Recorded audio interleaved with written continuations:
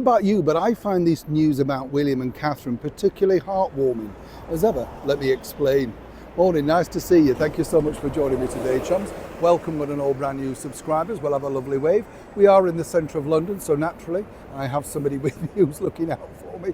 I feel so sorry for these men because I said, can you just stand here while I do? Yes. And they're so nice and polite and kind. We end up making friends. It's very nice, honestly. But thank you to everybody that does that for me when I'm out and about in this rather now dangerous city, as you can imagine. Tricky, yes, to say the least. Now, I don't know if you've already heard the news, but you see, well, Forest Lodge is going to become the new home of the Prince and Princess of Wales, William and Catherine. And a lot of people are getting very heated and hot under the collar about this. This was a home that was bought way back by King George, and then he didn't necessarily want to live in it. But the thing was, and I love the way they call these places lodges. They're huge, right? 8 bedrooms, and let me just point this out, that both William and Catherine will be funding the entire renovations costs, etc., and apparently not having any living staff too. There's a mental note for somebody to take hold of, right? Yes, while you're advertising for nannies. But the reason behind this move apparently is because they just want to have something of a fresh start, and I don't really blame them. I mean, when you look at what Catherine's gone through, the fact that Prince William said he had a brutal year, and then of course His Majesty the King, you know, there's been a lot going on in the royal family, and I'm guessing a little bit like what you notice with Catherine and those beautiful sort of nature videos that she puts out. They just make you want to run out into a forest, don't they? I think she's just thought, you know, this is time for a new start.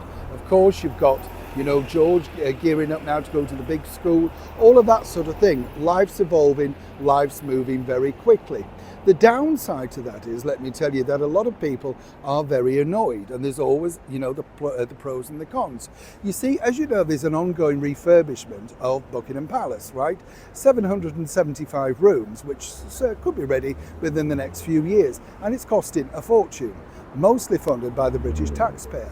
Now, what's being said is that William and Catherine have no plans to move into Buckingham Palace. And it's very similar when you think about it to His Majesty the King, you know. He's got, you know, whatever he's got, Birkdale Hall, and then Highgrove, then the Queen's got her own private residence, there's Clarence House.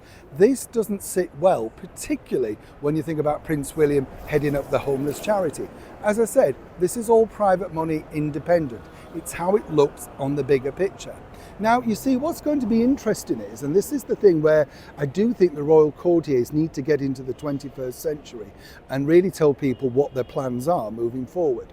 You see, if this is the case, if they are never going to move back into Buckingham Palace, anybody of royal, you know, because this is the royal HQ, this is what we see as the number one place. Well, what are the plans for Buckingham Palace? The public should be told. It's the public purse, right? And William, obviously, in the fullness of time, will become that person that has to deal with that. So that's going to be a big fallout if it's not knocked on the head now.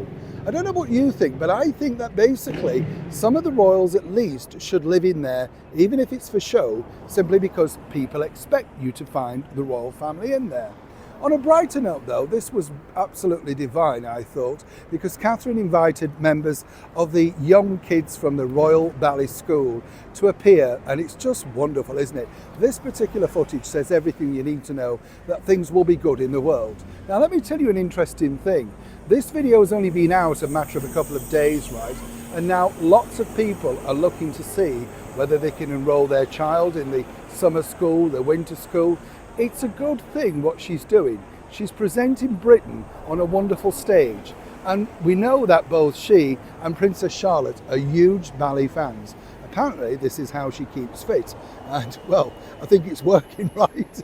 I haven't had a go, as you can imagine. But Princess Charlotte loves that as much as she loves football. As for Catherine, she always just gets it right. And this particular video, I thought, was a remarkable end to a nice, really engaging, warm, naturistic video. I'd love to know, as ever, what you think, and more importantly, should some members of the royal family agree at least, in principle, to move back into Royal HQ, which is Buckingham Palace, or will the public feel very much shortchanged? Or in fact, could it suddenly be a museum? Either way, is that the right way forward? I'd love to know what you think to this particular story, as ever, in the comments below. And if you can, please like and share. Neil Sean in the very heart of London.